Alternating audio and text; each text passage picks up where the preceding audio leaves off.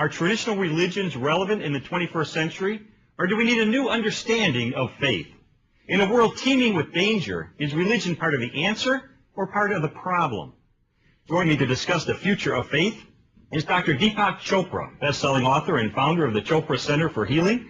In his new book, Peace is the Way, he doesn't seem to hold out much hope for traditional dogma and doctrine.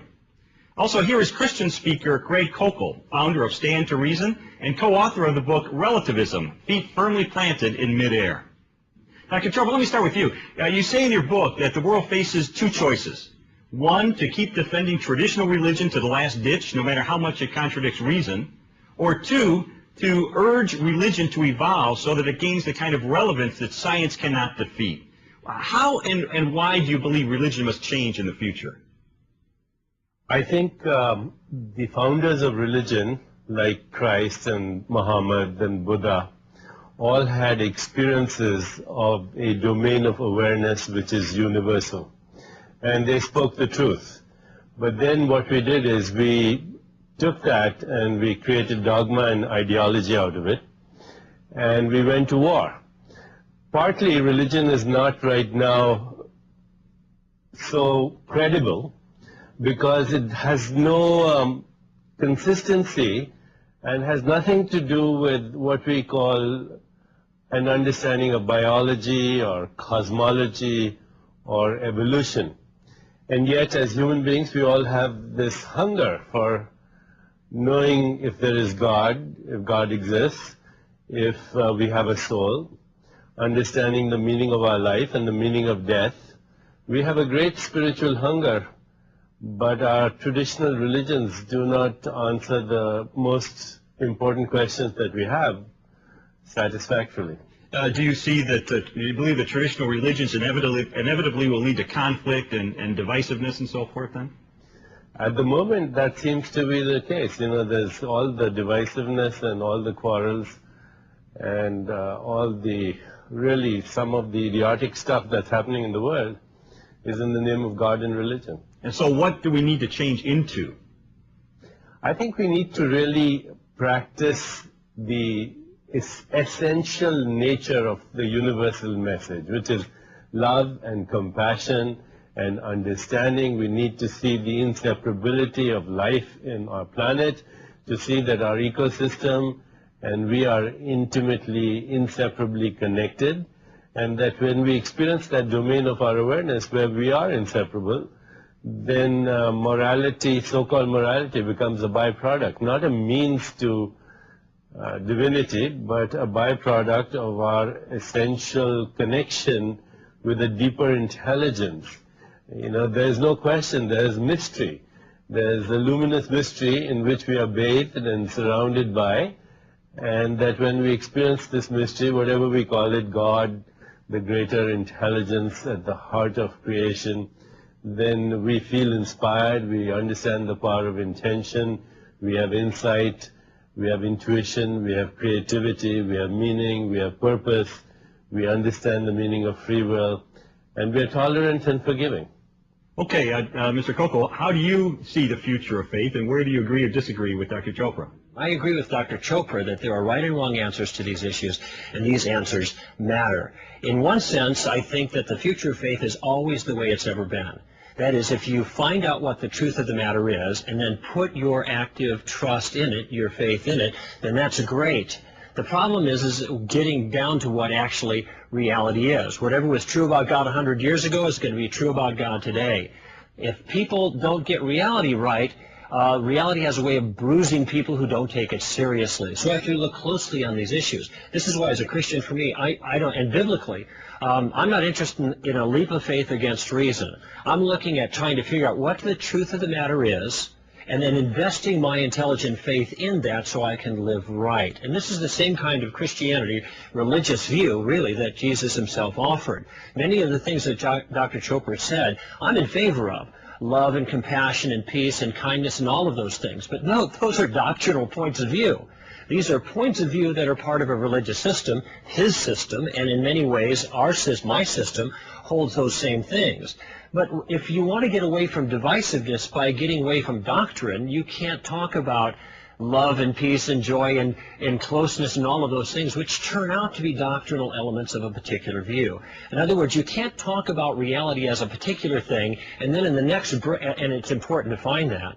And then in the next breath talk about getting away from all kinds of distinctions and dichotomies and religious differences. The fact is there are religious differences, and it's our job to figure out which point of view religiously is true. If people take reality and truth seriously, there's great hope for faith. If they don't take it seriously and they get lost in fantasy, leaps of faith, and religious wishful thinking, then I have no hope for them at all. Okay, Dr. Chopra, what's your reaction to what Mr. Koukl says? The universe is huge, almost beyond our imagination.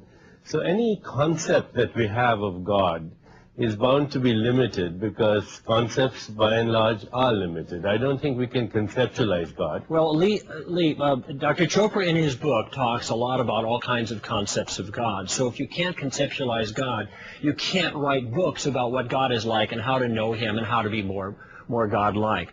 Well, you can offer a map that helps you get there to some extent, but ultimately it's a personal journey you must make. I agree. It is a personal journey, but it entails concepts of God, and if we can't have concepts of God, then we can't even begin the journey. The universe is big. It's very vast. Because the universe is big, it doesn't mean that our concepts of God are too small for him. But right now in your language, you're already giving God a male identity. You keep saying he. Well, I'm using Why that does God have to be hijacked by men? Okay, I think you understand. Most of us do that. We are using a religious a grammatical convention to use he. If I said it would depersonalize him. In English, there's no way to talk about it except for through this. If you feel better, I'll say he, she. We'll just say for the record, I don't believe God is a man, and I'm trying to somehow make him into a man at all. That's not my point, really. Okay, let's hold things right here, and let's pick up this conversation about the future of faith after this. We're back talking about the future of faith with Dr. Deepak Chopra and Greg Koukl. Dr. Chopra, in your book you say, as evolution proceeds, God changes. And then later you say, as you evolve, so will the divine. What do you mean by that? I mean that our understanding of the divine evolves, not that the divine is absolute. So, the absolute cannot evolve, but the expressions of the absolute in the relative and our understanding of the relative certainly evolves as our understanding of nature evolves and our understanding of intelligence evolves as we become more aware of our awareness and begin to understand the nature of consciousness. Then our understanding of God in the relative has to evolve. You also say God isn't a person. What is God then? God is the infinite intelligence, the infinite consciousness, the infinite divine ground of being that expresses itself as everything in creation, space-time, energy, matter, and also when we experience that, we feel infinite love, infinite compassion, knowingness, intuition, creativity, and all the things that we consider states of higher consciousness. Frankly, I don't know that how can we can experience compassion from a God who isn't a person. I think if God is created, if there is a creation that God is responsible for, creation is an act of personality. Jesus understood God as a person. He talked to the Father. He had conversations with the Father. He said, not my will, but thine be done.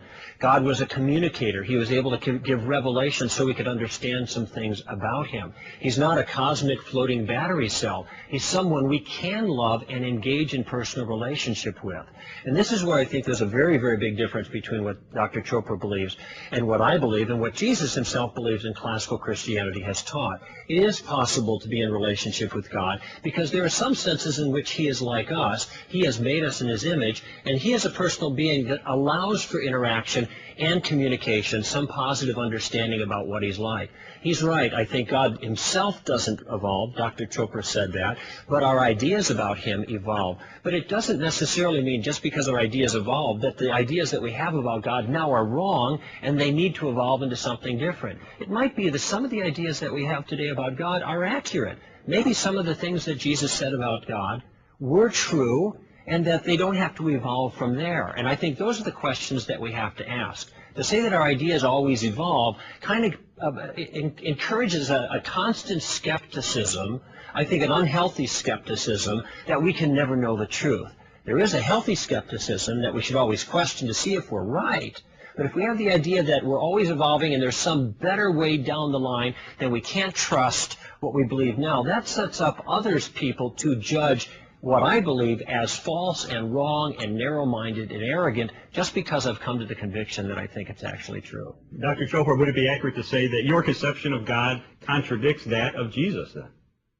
Well, no, I respect his beliefs, but they're not necessarily all my beliefs. After all, you know, there are conceptions of God that are quite different in Buddhism, in Jainism, in Zoroastrianism. Not everybody in the world is a Christian, and some people may not be even familiar with or have heard of Jesus Christ. So, you know, there's a difference there in just the way we are brought up culturally, historically. We are part of a spiritual inheritance.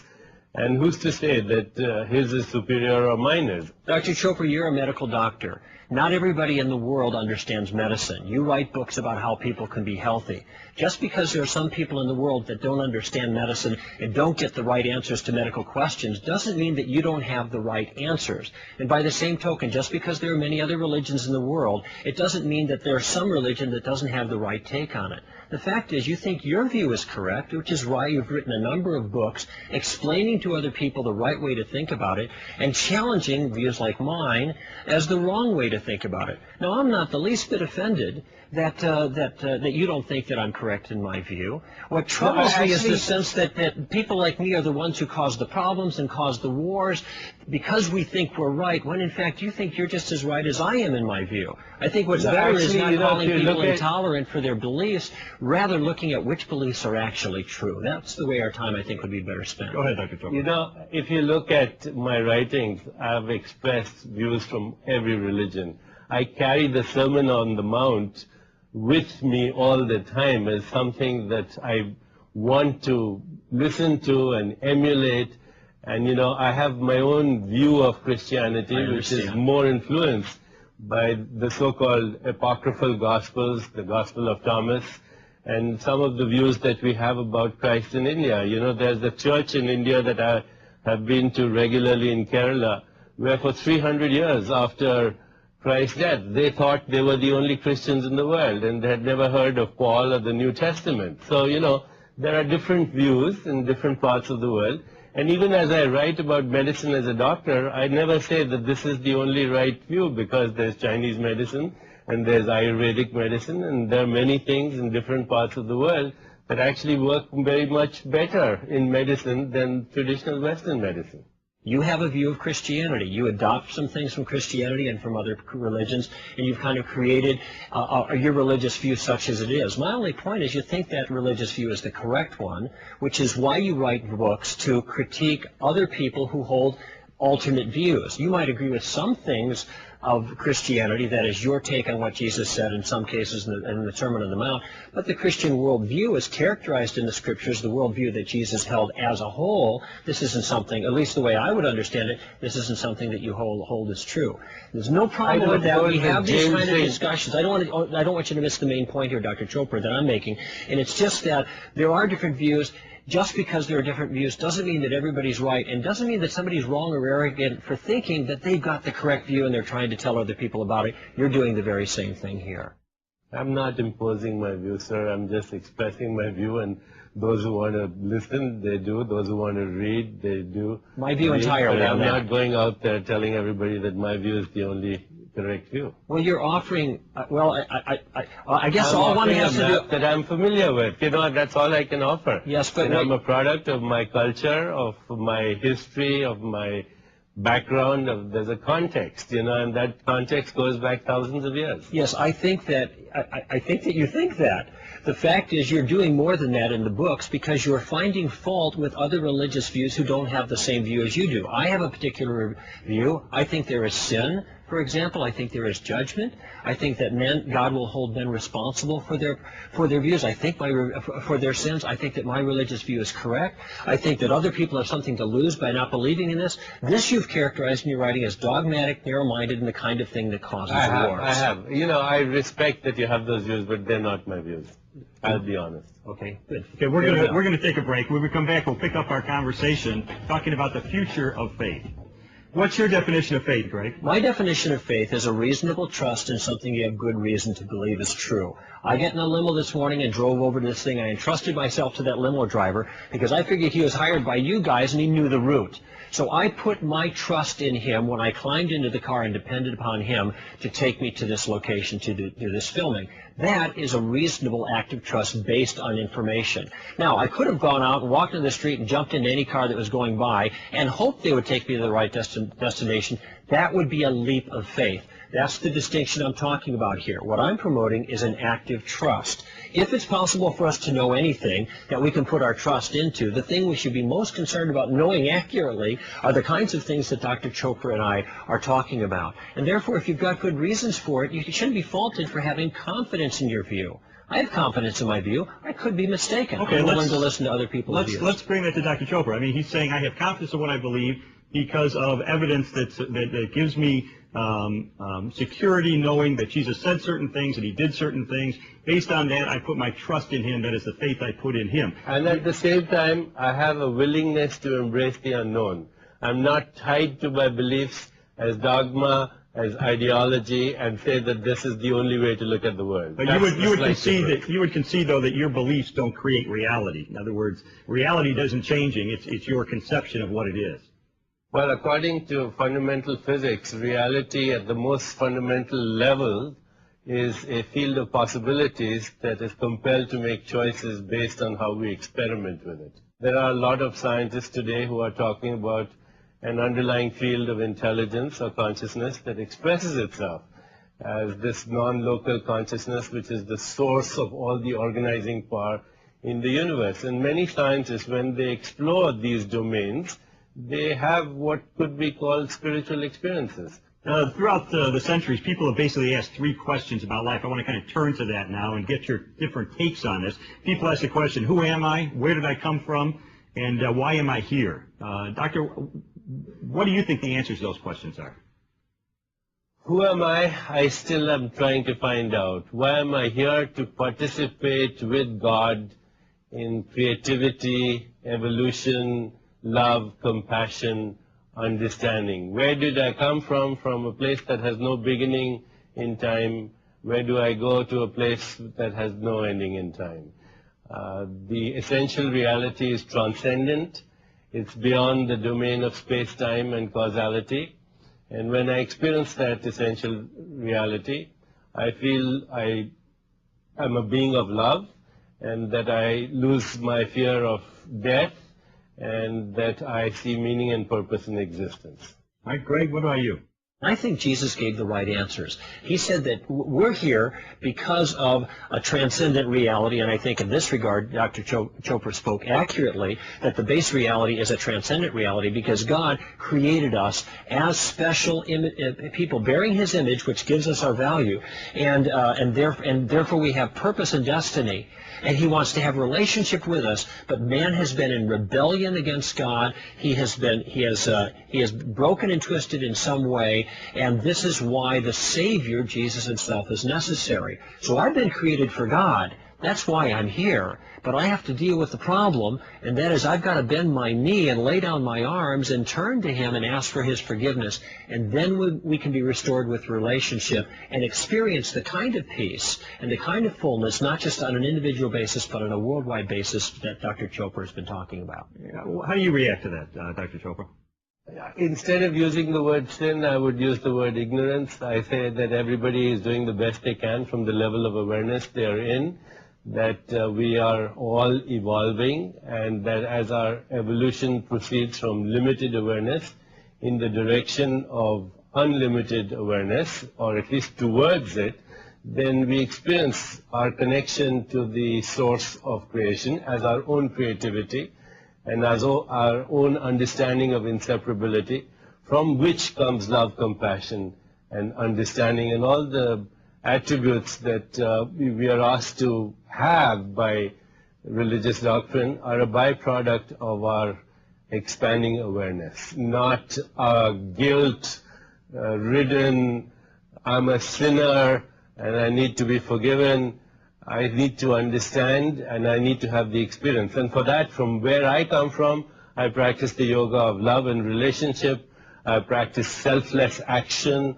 I practice meditation.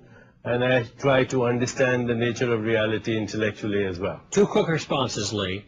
And that is, first of all, the language of sin isn't what I invented. This is Jesus' language. This is Jesus' assessment. Jesus believed in sin, and he believed in punishment. It is all through the Gospels. The good news have all kinds of bad news in them, too. Secondly, I think that when people individually reflect on this, they don't think that their own individual difficulties, what they feel badly about, is just ignorance. I think individuals are aware that they've done things that are bad, and they feel guilty for a reason. Not because they're ignorant. They feel guilty because they are guilty, and they're looking for a solution. And the solution to guilt is not denial. I think that's the ignorance response. The solution to guilt is forgiveness, and that's what Jesus provides. Go ahead, Dr. Chopra. How do you look at it?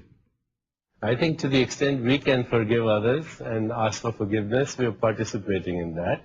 And at the same time, I'm saying that everything we do comes from a level of consciousness, and that as we expand our consciousness, then our behavior changes as well. So, we are all doing the best we can from where we are. And, I agree that Jesus used the language of sin, but Buddha didn't, and many others didn't in the East. Of course, the problem is we're not always doing the best we can from where we are. Everybody knows that, and that's why I think Jesus' statements ring true. Well, I beg to disagree. Dr. Chopra, if you look at the four Gospels and you look at what Christianity historically has accepted as being the most accurate depiction of what Jesus said, did, and etc., you would concede that your conception of an impersonal God would contradict that. Is that right? Oh, yes, absolutely. It would. Okay. And, I disagree with Mr. Koukl that the four Gospels were, written at the time of Jesus' existence. When do you think they were written? Well, according to all scholarly research, anywhere from 60 AD to 100 AD. Yeah, at 62 AD, the book of Acts was finished. That was the account of the early church, and Paul was in prison at that time. We know when he was in prison. By secular history, it was in 62, okay? The book of Acts was written by Luke after he wrote his gospel. That means the gospel of Luke had to be written in the late 50s. All scholars say the gospel of Luke was not the first gospel, but rather Mark was the first gospel and possibly Matthew. So you have two other accounts written before the end of the second decade after the death of Christ. So by that reckoning, within 15 years, you have writings circulating about the life of Christ from people who experienced the very thing. That's good scholarship, and that's standard scholarship. Are there people out there on the fringes that say differently? Certainly, but that's not sound scholarship. I just gave a very good argument for early dating, and it's sound. Okay. I read the recent Newsweek issue, which differed quite a lot from your account. Consider the source. Newsweek and the Jesus Seminar, even those people who are considered very, very radical, even by liberal academic scholars on this issue, they don't draw from the right sources, quite frankly. Okay. You must draw from the right sources. No, there is a wide variety of sources to draw from that mainline evangelical and non-evangelical scholarship to draw from, and they didn't do that. I mean, do you agree that the King James Bible is like the 18th or 19th iteration since the year 313? No, you have a misunderstanding about how translations take place. This is my field. The translation goes from the Greek into the English from the original manuscripts, and the original language was Greek. So you have one iteration from what I use now, like a New American Standard or an NIV Bible, and what was written then. One iteration, not 18 iterations. There have been other translations that they don't build upon. And you really believe that Christ's version of the truth is the only version of the truth. I think Jesus was That's right. absolute. I think if the Gospels are accurate, and I have every reason to believe that they are in their broad, salient details. And here's a man who claimed to be God, who claimed to be the only way of salvation, who clearly claimed to be the way of forgiveness of sin, and then controlled the forces of nature, raised the dead, healed the sick, cast out demons, predicted his own death and resurrection, and then raised himself from the dead. And eyewitnesses saw this. Now, if that really happened, and that's really the question here, then Jesus has tremendous credibility in my book. And frankly, I'm going to stick with Jesus Christ instead of with Deepak Chopra on this issue. Yeah, but what if I showed you similar accounts in the East about other people? Then I'd have to see whether the justification, if you are just as critical of the historical reliability of those documents as you are of the gospel accounts, and to see if those documents have as well attested evidence for their historical reliability as the gospel accounts. So far, I haven't seen that. Well, I think personally both East and West versions of God are mostly mythical and not historical. Does it come down to the issue of truth, Dr. Chopra, that can we or can we not know the truth about God? I think in a certain state of awareness, when we can experience deep stillness within us, we can get a great taste for it, but I don't think we can, in the relative, ever know the truth unless we are willing to embrace our own uncertainty and take that leap of faith and say, I'll trust the unknown because of what I've experienced. But, my faith doesn't come from a book. Okay. Not even mine. Well, just the idea of truth is diametrically opposed to taking a leap of faith. Listen, Lee, if you can't know what the truth is on things in general, you will not survive 24 hours. Everybody who gets in a car, everybody who takes medicine, everybody who walks out the door has to have some way of assessing what the truth is. But Now, lots these of kinds of people have questions, religious truth that's so different. well, this is the question, is whether it's this truth version or got not. to be the only one that's true? I'm not arguing right now that this one is the only one that's true. What I'm trying to argue is that they can't all be true. And just because you have people who have different conceptions of truth doesn't mean that all conceptions of truth are equal. But there If are people have a much- different conception of truth, then obviously they could be mistaken. They're as fervently convinced as you are. That That's their right. version That's is why true. it doesn't matter how fervent a person is. What matters is the reasons he has for believing what he believes. Before the break, Dr. Chopra, you were talking about your concept of God, and we got into the Jesus issue and a little bit of clarity between the difference of opinion between you and Mr. Koukl. You had said that you carry around the Sermon on the Mount, which Jesus delivered, in which he did some of his teaching, and yet Greg was saying that there are other teachings of Jesus concerning judgment, concerning sin, and so forth, that you don't subscribe to. So how can you kind of pick and choose what you want to take from Jesus and mix it with other people's viewpoints? Doesn't that contradict itself there? The King James version of the Bible is about the 19th iteration. If you go look at the history of Christianity, Western Christianity began about 313 AD when King Constantine decided to adopt it for political reasons. There are versions of Christianity that are quite different. St. Paul went west and then others went east. And even amongst Christians, there are a wide variety of ideas about what Christ said or did not say. We have no direct evidence of what he said because the Gospels, even the 4 Gospels, were written long after the death of Christ. And there are other Gospels which we are more familiar with in the East, and we have a tradition of really having reverence for Christ as a messenger of God, but not the only messenger of God. And all I can say is that's the worldview I was brought up with. Yeah.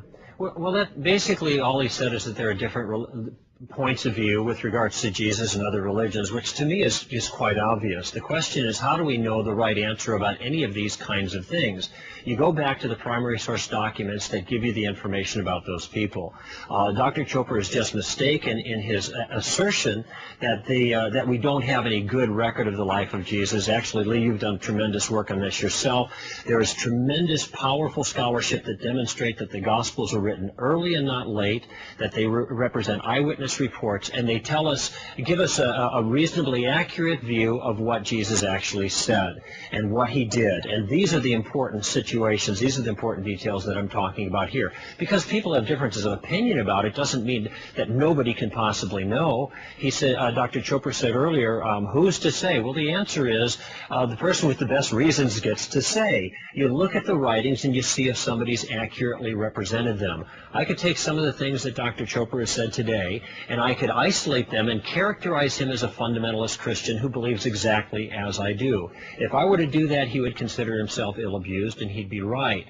But we think nothing about doing the same thing with Jesus, isolating those things that fit into our worldview and make Jesus into somebody like us, rather than letting him be himself. By the way, Christians do this as well. It seems manifestly clear in any record of what Jesus had to say that Jesus wasn't a Hindu mystic. He didn't believe in cosmic consciousness. He was a Jew. He was a monotheist. He was a Jewish rabbi. He held to the Old Testament, and he made some corrections in people's misunderstandings. But his worldview was a Jewish biblical worldview and not a Hindu worldview. And we would be well to read Jesus' statements in light of that if we're going to take him seriously. One of the reasons we quote Jesus, and Dr. Chopra does as well, because Jesus is someone to be contended with. If he is, we should listen to him carefully and be very careful that we get his statements right. Okay, Dr. Chopra? What about people who are not Christians? What about them? Are they damned to go to hell forever? Well, the answer to this is very simple in a broad sense. I mentioned earlier that reality has a way of bruising people who don't take it seriously. Whether I'm right or whether you're right in our respective views, there are consequences to people who get it wrong. If you're right and I get it wrong, I'm going to be hurt by that, Dr. Chopra. If I'm right and you get it wrong and others get it wrong, then they can be hurt by it as well. I'm just simply saying there are consequences. If what Jesus said is right, then there are serious consequences for unbelief, because everybody will stand before God and give an account for their life and be properly tried for the crimes that they committed against God. Now, maybe Jesus is wrong.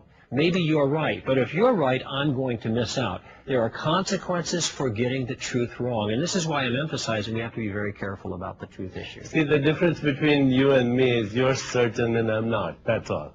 You know, and my uncertainty I'm willing to embrace, and I'm comfortable with my uncertainty, and you seem to know the truth. So that's our essential difference. And, you know, when I talk to Islamic people, they're very certain about their point of view, and so are the Hindu fundamentalists, and so that's where the problem lies. Okay, this to me, and I don't at all mean to be unkind, Dr. Chopra, but this sounds like but I don't mean this, but I think that was a disingenuous remark. You must have 8 or 10 titles that have sold hundreds of thousands, maybe millions of copies of books, in which you are telling people what you think the world is like, and you are enjoining them to believe their way. Nobody in his right mind would, you're enjoining them to believe like you, and nobody in their right mind would do that unless they were reasonably convinced their view was correct. If they weren't, then you have no right to tell people. I'm not enjoining people to believe in a certain way. I'm just expressing a worldview, that's all. Yes, but your book is called The Way of Peace, isn't it? They're endorsed by Christians, by bishops, by people all over the world. And, you know, some people agree with me and a lot don't. Right, but if they don't agree with you, you probably think they're mistaken. You can't impose your values on me, and I don't want to impose my values on you. And, you know, when you say I'm being disingenuous, that's not true. Absolutely not true. In fact, I talk about the wisdom of uncertainty in all my books. My only point about disingenuity in this regard was that you say that you're open and you're not certain, but that seems unusual to say when somebody writes so many books that enjoins and encourages people to embrace his beliefs. You know, I talk about uncertainty all the time. I talk about an evolving worldview. I talk about the fact that science is discovering that at the heart of creation, there is omniscience, there is omnipresence, there is omnipotence. But I cannot conceptualize that in somebody who's a person who has been squeezed into the volume of a body and comes from a particular ethnic background. Okay, well, you can't conceptualize that, but since you're uncertain, it might be the case then, because maybe you can be wrong, as you said, that this point of view is the correct view, even though it's hard for you to conceptualialize that. The things that Jesus said taken as a whole... But you seem to be very sure that your point of view is correct, well, aren't you? I'm pretty confident, but that's because I'm not carefully... Good luck. And that's because I'm not so carefully... So are the Islamists, so are the Hindus, so are the Jains, so Yeah, are the Zoroastrians. This is precisely why psychological confidence isn't enough. You need more than psychological confidence. You need good reasons to support that. And this is why a lot of work that I've done and Leah's done as well is to give reasons for faith. So we're not taking a jump, a leap of faith. It's not religious wishful thinking, but we are trying to build knowledge based on good rationale. Could we I be think mistaken? I'm trying Yes, to we do the could same be. thing. And I define faith as the willingness to embrace that uncertainty and willingness to face the unknown. Let's look carefully at what Jesus says about himself. The curious thing, Lee, is that Jesus was not a pluralist. In fact, he was a Jew, which first commandment was there should be no other gods before the real God. Moses offered that. There is one God. The God of the Bible was not a pluralist. He condemned all of those other false religions of the time, and Jesus followed in that tradition, saying he was the only way of salvation. He didn't say that there were more people coming after him. In fact, it's interesting that Baha'u'llah sees Matthew 24, which is Jesus' last major discourse, as a fulfillment of prophecy of himself, when indeed Jesus only prophesied that there would be false messiahs and false prophets that were coming there. You can read it yourself, Matthew 24. It's very easy to follow. The disciples asked, what is the sign of your coming and the end of the age? Jesus said, I'm telling you in advance, don't be misled. And then gives 3 different warnings about false messiahs. And then he says, I will come in the sky so everyone will see me. This cannot be misunderstood, but Baha'u'llah takes this as a prophecy, not of false messiahs, but of him coming in the future, when Jesus meant just the exact opposite. Well, there's a fundamental problem, it seems to me, Lee, in this way to approach it. The question is whether there is really one path described here or not. Let's face it, Jesus claimed to be the Messiah. Either he was the Messiah or he's not the Messiah. If he's not the Messiah, the Jews are right and the Christians are wrong. If he is the Messiah, then the Christians are right and the Jews are wrong. But under no circumstance can they both be right. When you die, you either go to heaven or hell, or you get reincarnated, or you get absorbed into God, or you lie in the grave, but you can't do them all. Now, I want to point out here, Lee, this is not some small difference between these religions. These are differences at a structural level. In other words, these are totally different frameworks. It's like saying that a computer and a car are basically the same because they both have knobs and flashing lights. I mean, there are differences here that are critical. You can't drive a computer